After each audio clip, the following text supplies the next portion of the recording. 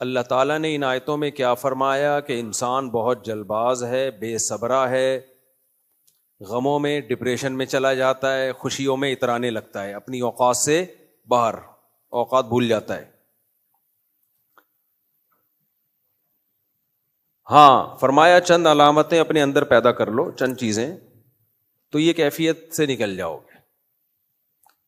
جب خوشیاں ملیں گی تو شکر ادا کرو گے، اپنی اوقات سے باہر نہیں نکلو گے، اور جب غم ہوں گے تو صبر کی توفیق ملے گی تمہیں۔ تو وہ ان علامتوں کی بیس کیا ہے، بنیاد کیا ہے؟ اپنا تعلق اللہ سے مضبوط کر لو، اور اس مضبوط کرنے کا سب سے بہترین ذریعہ کیا ہے؟ المصلین الذین هم علی صلاتہم دائمون۔ نماز کو پابندی سے پڑھنا شروع کرو۔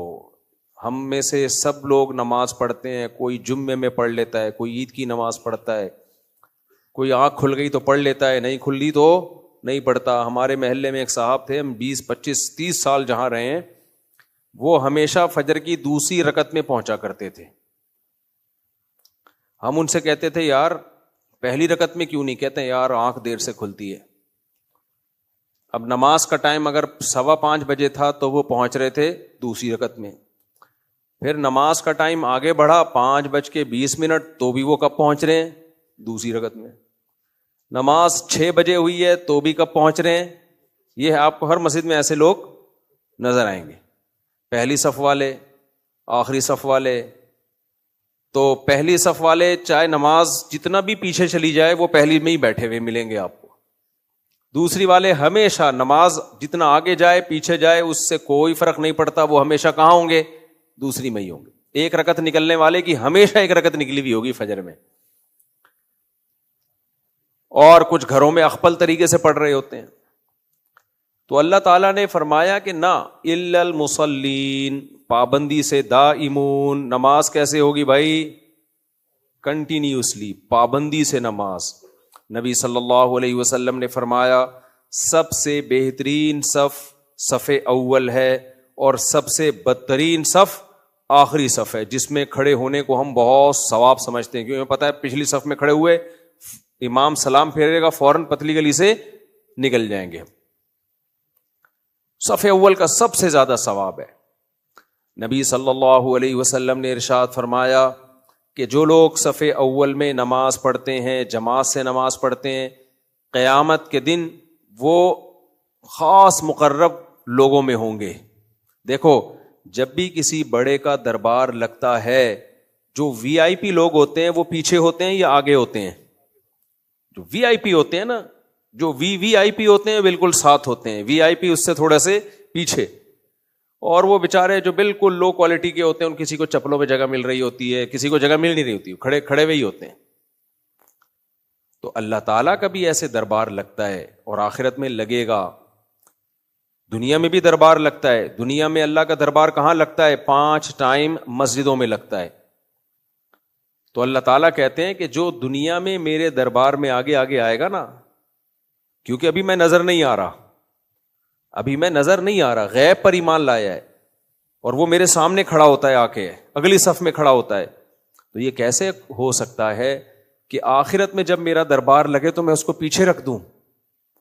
دیکھو ہم دنیا میں وی آئی پی کی ڈیفینیشن الگ ہے، آخرت میں وی آئی پی کی ڈیفینیشن الگ ہوگی۔ دنیا میں وی آئی پی کون ہوتا ہے جی؟ 17واں گریڈ، پھر 18واں گریڈ، پھر 19واں گریڈ، 1 لاکھ تنخواہ والا، 2 لاکھ تنخواہ والا، 2 کروڑ تنخواہ والا، 2 کروڑ تنخواہ والا، اس کے بعد 2 ارب والا، صحیح ہے نا؟ وہ الگ کیٹیگری ہے، وہ ہم جیسے غریب لوگ وہاں سوچ بھی نہیں سکتے۔ وہ وی آئی پی ہوتے ہیں وہ لوگ، سیاستدان ہو گئے، نواز شریف صاحب ہو گئے، جناب شہباز شریف ہو گئے، یہ ایسے لوگ ہیں کہ جب ہم اوپر دیکھتے ہیں ان کے رتبے کی طرف دنیا کے لحاظ سے تو ہماری پگڑیاں گر جاتی ہیں۔ تو یہ ہے دنیا کے بھائی، تعلیم کے لحاظ سے الگ کیٹیگری ہے بھائی، یہ وی آئی پی ہے۔ تو آخرت کے وی آئی پی کی ڈیفینیشن ہی بالکل کیا ہے؟ الگ، اور اس کی ایک لاجک بھی ہے۔ آپ مجھے ایک بات بتاؤ، کمپنی آپ کو کوئی کام دے، جو کام کو فوکس کرے گا کمپنی کی نظر میں سب سے زیادہ ویلیو اس کی ہوگی نا؟ کیا خیال ہے؟ دیکھو کمپنی نے کچھ لوگوں کو بھیجا کوئی پروجیکٹ دے کے, کسی دوسرے کنٹری میں بھیجا کہ یار ایک بلڈنگ بنانی ہے ہم نے یہاں. کمپنی آنے جانے کا ٹکٹ بھی دے گی, کھانے کا خرچہ بھی دے گی, علاج معالجے کے لیے 2-4 ڈاکٹروں کو بھی بھیج دے گی. تو بہت سارے لوگوں کے ذمے مختلف کام ہوں گے, لیکن ہدف سب کا ایک ہی ہوگا کہ ان سب نے مختلف کام کرنے ہیں. ڈاکٹر نے کوئی امپلائی بیمار ہو گیا تو اس کا علاج کرنا ہے, جو شیف ہے اس کا کام ہے ملازمین کو کھانا پکا کے دینا, سریا والا ہے اس کا کام ہے سریا ارینج کرنا, جو انجینئرز ہیں ان کا کام ہے بھائی میپ بنا کے دینا. یہ سارے ایک پروجیکٹ پہ عمل کر رہے ہیں کہ نہیں کر رہے, لیکن ہدف سب کا کیا ہے, ایک, کہ یہ پروجیکٹ مکمل ہو جائے, یہ بلڈنگ مکمل ہو جائے. اب کمپنی کی نظر میں سب سے زیادہ ویلیو اس کی ہوگی جو اس پروجیکٹ کو فوکس کرے گا. اب کیا ہوا, ایک امپلائی ایسا تھا جس کے پاس بہت پیسہ تھا, وہ وہاں گیا اور کمپنی کے کام کو چھوڑ کر عیاشی میں لگ گیا. دائیں بائیں گھوم رہا ہے, کھا رہا ہے, پی رہا ہے, موج مستیاں کر رہا ہے, وی آئی پی تو ہے نا, بہت پیسے والا ہے. کمپنی کی نظر میں اس کی ویلیو ہوگی. کمپنی کہے گی بھائی تو جو مرضی کر, عیاشی کر, کھا پی, لیکن اس کو کمپنی نکال دے گی.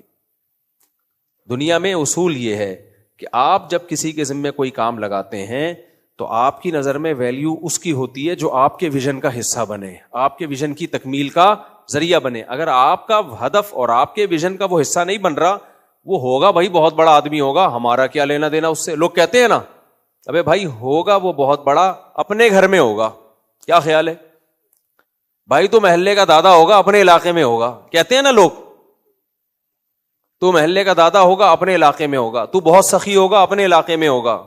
تو بڑا خوبصورت ہوگا, اپنی بیوی کے سامنے ہوگا. صحیح ہے نا, ہم نے کیا کرنا ہے تیری خوبصورتی سے. ایک مثال دے رہے ہیں. انسان ہمیشہ اس کو فوکس کرتا ہے کہ جو اس کے ہدف اور اس کے ویژن کا حصہ ہو. اس بیس پہ انسان کیٹیگری مختلف لوگوں کی کو مختلف کیٹیگریز میں ڈیوائڈ کرتا ہے. وہ تو دیکھو اس کائنات کا مالک کون ہے, اللہ ہے, جس نے اس کائنات کو بنایا,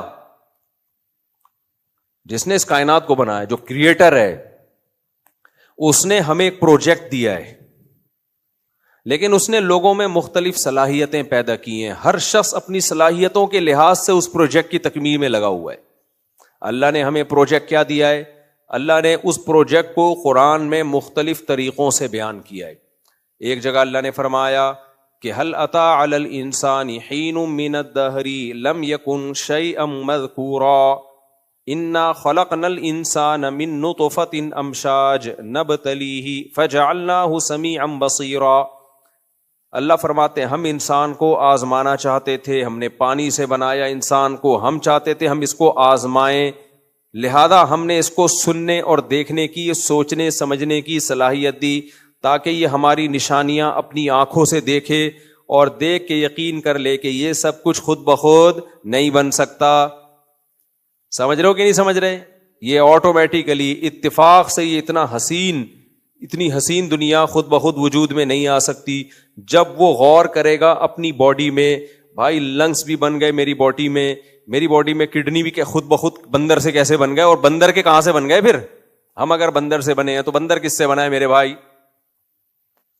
وہی مجھے یاد آتا ہے ایک فاحشہ خاتون یہاں بیچاری رہتی تھی, اللہ اس کی مغفرت فرمائے, اگر دنیا سے چلی گئی ہے, زندہ ہے تو اللہ اس کو ہدایت دے. تو وہ دروازے پہ کھڑی رہتی تھی, ایک بندے کو لے کے کہنے لگی مجھے لے کے بھاگ جاؤ. تو بندہ میرے پاس آیا کہ یہ خاتون لڑکی مجھے دعوت دے رہی, مجھے لے کے بھاگ جاؤ. میں نے کہا آپ نے کیا جواب دیا؟ کہتے میں نے کہا میں تجھے لے کے بھاگوں گا, مجھے کون لے کے بھاگے گا؟ مطلب میں تو اس بیچاری کو کوئی ٹھکانہ نہیں دے رہا تھا اصل میں نا, اس کی کوئی بیچاری پہ الزامات لگے ہوئے تھے. تو وہ کہنے لگا تم مجھے ٹھکانہ دے دو. تو کہہ رہا تھا بھائی میں بھی تو بے گھر ہو جاؤں گا نا, میرا ابا مجھے رکھے گا گھر میں. تو کہتے ہیں جب اس نے مجھے کہا مجھے لے کے بھاگ جاؤ, تو میں نے کہا مجھے لے کے پھر کون بھاگے گا بھائی, اگر میں تجھے لے کے بھاگوں گا. تو بھائی اگر یہ کڈنی ہمارے بندر کے کڈنی سے ایوالو ہو کے یہاں آئے ہیں تو سوال پیدا ہوتا ہے بندر کا کڈنی کہاں سے آیا, پھر بندر کا کڈنی کو پچھلی مخلوق سے جوڑنا پڑے گا, اس کا کہاں سے آیا, ہوتے ہوتے ایک وقت آئے گا آپ آئیں گے بھائی ایک سیل تھا, ایک سیل بن کیسے گیا, وہ بھی اتنا پیچیدہ سیل, کروڑ ہا دفعہ بھی اتفاق ہو نا, تو ایسا سیل وجود میں نہیں آ سکتا, اربوں خربوں سالوں میں بھی نہیں. پھر اس میں ایسے سافٹ ویئر آٹومیٹیکلی انسٹال ہو گئے, ایوالو ہوتے ہوتے اس میں کڈنی اگنا شروع ہو گئے, واہ واہ واہ, گردے اگنا شروع ہو گئے. بھائی پھینکنی تھی تو اتنی پھینکو جتنی برداشت. وہی ہو گیا, 2 آدمی پھینکو تھے نا, پھینک رہے تھے لمبی لمبی. ایک نے کہا میرے دادا ان کے پاس ایک استبل تھا, گھوڑوں کا نہیں ہوتا استبل, اس میں ایک گھوڑا 500 سال تک دوڑ سکتا تھا, استبل ختم نہیں ہوتا, اتنا لمبا استبل. اس نے کہا پھینک رہا ہے تو پھر ہم بھی پھینکتے ہیں. کہتے ہیں میرے دادا کے پاس ایک نیزہ تھا, یہیں سے چاند سورج کی سیٹنگ کر لیا کرتے تھے, ستارہ ادھر سے ادھر, ادھر سے ادھر. اس نے کہا بھائی تو لمبی لمبی پھینک رہا ہے, اتنا لمبا نیزہ وہ رکھتے کہاں تھے؟ اس نے کہا تیرے دادا کے استبل میں رکھتے تھے. صحیح ہے نا. تو پھینک دی لمبی ایتھیس لوگوں نے, آٹومیٹیکلی خود بخود یہ سب کچھ ہوا ہے. بھائی خود بخود کڈنی کیسے اگنا شروع ہو گئے, 2 کڈنی کیوں اگے اور اپنی جگہ جا کے فٹ کیوں ہو گئے, آنکھیں کیسے بن گئی, ناک کیسے بن گئی. ہر عضو میں ایسے سینسر لگے ہوئے ہیں جو اسی کے لیے سوٹیبل ہیں. اور میرے بھائی اگر یہ سب خود بخود بنا ہے تو ہارڈ ویئر بن گیا, سافٹ ویئر کیسے بن گیا؟ ابے اتفاق سے ہارڈ ویئر تو وجود میں آ سکتا ہے, کروڑوں خربوں سال میں بھی ایسا تو ہارڈ ویئر بھی وجود میں نہیں آ سکتا. انسان ہارڈ ویئر اور سافٹ ویئر دونوں چیزوں کا مجموعہ ہے. نہیں آئی میرا خیال ہے بات. سافٹ ویئر روح ہے, آنکھ یہ صرف ہارڈ ویئر نہیں ہے, اس کے اندر دیکھنے کی صلاحیت ہے. وہ کیا ہے؟ سافٹ ویئر ہے, اور اس میں وائرس بھی آتا ہے. دماغ ہارڈ ویئر بھی ہے, اور اس کے اندر روح کیا ہے؟ سافٹ ویئر, جس سے وہ دماغ سوچتا ہے. اتنا ذہین دماغ اب تک ایسا سافٹ ویئر نہیں ایجاد کر سکا جو سوچے. یعنی انسان کا اتنا ذہین دماغ, وہ اب تک ایسا دماغ روبوٹ کا ایجاد نہیں کر سکا جو خود سوچے. کمال کی بات ہے. اور یہ والا دماغ جو سوچ رہا ہے یہ خود بخود بن گیا. نہیں آئی میرا خیال ہے بات. دوبارہ سے بولتا ہوں, دیکھو روبوٹ کے پاس بھی ایک عدد دماغ ہوتا ہے نا بھائی, وہی جو اس کی جو میموری ہوتی ہے. تو کمپیوٹر کے پاس بھی دماغ ہوتا ہے نا, لیکن وہ خود سوچتا ہے یا ہم سوچواتے ہیں اس کو, ہم اس کو سمجھاتے ہیں یہ بٹن دبایا نا تو یہ سوچنا ہے تو نے. تبھی اگر روبوٹ کا غلطی سے غلط بٹن دب گیا نا تو تمہیں رکھ کے چماٹ لگا دے گا. وہ ایک کلپ کسی نے بھیجا تھا کہ ایک روبوٹ سب کچھ صحیح بتا رہا ہے, ایک روبوٹ سب کچھ صحیح بتاتا تھا, تو اس کا ایک بٹن دب گیا ایک آدمی سے, وہ اب سچ بولنا شروع کر دی. اس میں سافٹ ویئر ایسے ڈالے ہوئے تھے جو پوچھو گے صحیح بتائے گا. تو اس نے روبوٹ سے پوچھا ہاں بھائی میرا نام کیا؟ اس نے کہا غفار نام ہے تیرا, اور فلانے کا نام کیا ہے, فلانے کا نام کیا ہے, سب صحیح بتا رہے ہیں نا. بڑا خوش ہو گیا. اس نے کہا میرے ابا کا نام کیا؟ کہہ رہے وسیم. کہہ رہے یار میرے ابا کا نام تو ستار ہے. روبوٹ نے کہا نہیں, تیرے اصل ابا کا نام کیا ہے؟ وسیم ہے. اب یہ ٹینشن میں آ گیا, یار پبلک کے سامنے میری بےزتی ہو رہی ہے. تو اس نے روبوٹ سے پوچھا کہ یار یہ کوئی واٹس ایپ پہ پرانا کلپ ہے, کسی نے مجھے بھیجا تھا, یہ میرا اپنا لطیفہ نہیں ہے, یہ کہیں سے کلپ آیا تھا. تو اس نے پوچھا کہ یار اگر میرا ابا وسیم کے بجائے غفار ہے فار ایگزامپل, تو میری ماں نے بتایا کیوں نہیں مجھے؟ تو روبوٹ کہتا ہے کم بخت بتاتی پکڑی نہیں جاتی, اس لیے بتایا ہی نہیں اس نے. تو کوئی بھی بٹن دب جائے. ایسے روبوٹ اتنے ذہین ہوتے نہیں ہیں. آرٹیفیشل انٹیلیجنس بھی ضروری نہیں ہے کہ ہر چیز, وہ تو گوگل سے معلومات لے گی نا. آرٹیفیشل انٹیلیجنس کہاں سے نالج لیتی ہے؟ گوگل سے لے کے مرج کر کے مارکیٹ میں ڈال دیتی ہے. اگر گوگل پہ ہی غلط کسی نے ڈالی ہے معلومات تو وہ تھوڑی صحیح بتائے گی آپ کو. تو میرے بھائی ہارڈ ویئر بھی ہے انسان میں اور سافٹ ویئر بھی ہے. سانس لیتا ہے, ایک پورا سسٹم. ایک انڈین ہے, بڑے زبردست اس کی ویڈیوز ہوتی ہیں. اس نے جو زمین بننے کا پروسیس ہے نا, کیا نام ہے یار اس کا, نام بھول جاتا ہوں, بڑی زبردست معلومات ہوتی. ابے نہیں یار, ایک ہے بڑا ملینز میں, اس کے ایک ایک کلپ ملینز میں جاتا ہے. ڈوراڈی, ابے نہیں ہوئے, وہ بڑا اسٹائل میں بولتا ہے. ہاں اس سے کسی نے پوچھا خدا ہے یا نہیں, تو اس نے کہا ہو سکتا ہے, ہو سکتا ہے نا میرے بھائی, یہاں آپ ڈنڈی مار رہے ہو, یہاں آپ کیا کر رہے ہو؟ آپ کی اپنی جو معلومات آپ ہمارے ساتھ شیئر کر رہے ہو ان معلومات وہ پکار پکار کے کہہ رہی ہیں کہ خدا ہے، تو آپ اس میں ڈنڈی نہ مارو. آپ جو نالج دے رہے ہو نا سائنس کی ہمیں، مثال کے طور پر اس نے کیا نالج، زبردست نالج دی. اس نے کہا یہ زمین ایسے آگ کا گولا تھی، پھر سورج سے الگ ہوئی، پھر یوں ہوئی، پھر فلانا ساری چیزیں نا، ان میں ایک پروسیس بھی اگر آگے پیچھے ہوتا تو انسان وجود میں نہیں، زندگی وجود میں نہیں آتی. اب ایک آخری پروسیس رہ گیا تھا، زمین کو 23 ڈگری جھکانا. اب جو سیارے ہیں نا ایسے سیدھے سیدھے زمین کے گرد گھومتے ہیں. چاند تو ایسے زمین کے گرد گھومتا ہے کہ جو حصہ اس کا روشن ہے قیامت تک وہی روشن رہے گا، دوسرے حصے پہ سورج کی روشنی پڑتی نہیں ہے، لہذا موسمی تبدیلیاں نہیں ہیں. لیکن زمین کا حساب کیسا ہے؟ زمین ایسے نہیں گھوم رہی، زمین جھکی بھی گھوم رہی ہے. اس کا نتیجہ کیا نکلتا ہے؟ جب اس طرح گھومتی ہے تو جب 6 مہینے سورج یہاں زیادہ پڑتا ہے، ادھر گرمی ادھر سردی، پھر گھوم کے جب ادھر آتی ہے تو یہ والا حصہ سامنے ہو جاتا ہے، ادھر گرمی ادھر سردی، اسی سے دن رات چھوٹے ہوتے ہیں. تو یہ کتنا بڑا سوال ہے بھائی، کون ہے جس نے زمین کو 23 ڈگری جھکایا ہے؟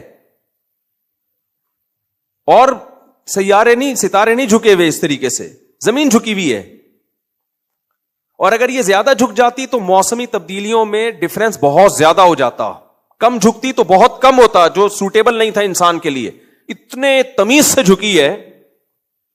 تو اس نے اس کا جواب دیا کہ ایک ستارہ، ایک زمین ایسے گھوم رہی تھی تو ایک کوئی بڑا ستارہ سیارہ آ کے ٹکرایا، دھاڑ کر کے زمین کیا ہو گئی؟ ٹیڑھی ہو گئی. اس وقت سے ٹیڑھی ٹیڑھی ہی چل رہی ہے. جیسے وہ بزرگ اڑ رہے تھے نا، ایک بزرگ تھے، ابھی لطیفے زیادہ آ رہے ہیں آج بیان میں. ایک بزرگ تھے، وہ بیوی کے سامنے شو مارتے تھے کہ میں بہت بڑے نیک ہوں. بیوی مانتے نہیں تھی، جلدی جلدی فارورڈ کر کے چلا رہا ہوں. تو ایک دن انہوں نے کرامت دکھائی، اڑتے ہوئے گئے نا، تو بیوی نے کہا دیکھو بزرگ تو وہ ہوتے ہیں جو بھی اڑتے ہوئے جا رہے تھے. اس نے کہا وہ میں ہی تو تھا. اس نے کہا تبھی ٹیڑھے اڑ رہے تھے. تو عورت نہیں مانتی اپنے شوہر کو، صحیح ہے نا، عورت نہیں مانتی. تو ان بزرگوں جو ٹیڑھے اڑ رہے تھے ان کو تو کسی نے سے نہیں ٹکرائے ہوں گے، لیکن زمین جو اتنی ٹیڑھی ہو گئی تو اس پہ ماہرین کہتے ہیں کہ کوئی بہت بڑا کوئی یہاں آ کے ٹکرایا تھا، دھاڑ کر کے کیا ہو گئی؟ ٹیڑھی ہو گئی. اور اس سے پھر موسم بدل گئے اور یہ ہو گیا، اور پھر زندگی کے آثار پیدا ہونا شروع ہو گئے. بھائی صاحب، خود بخود خدا کی قسم کچھ بھی نہیں ہو رہا. اتنا ایسا اتفاق کہ ایسے ٹیڑھی ہو جائے اور ایسے پانی پیدا ہو جائے اور بارشیں ہونا شروع ہوں اور نباتات پیدا ہونا شروع ہوں، اور اس زمین کے علاوہ کہیں بھی یہ نہیں ہے. یہ حسن اتفاق نہیں ہے. اور پھر زمین پہ ایک جاندار پیدا نہیں ہو رہا، پیدا ہی اتنے کروڑوں خربوں قسم کی چیزیں دریافت ہو چکی ہیں.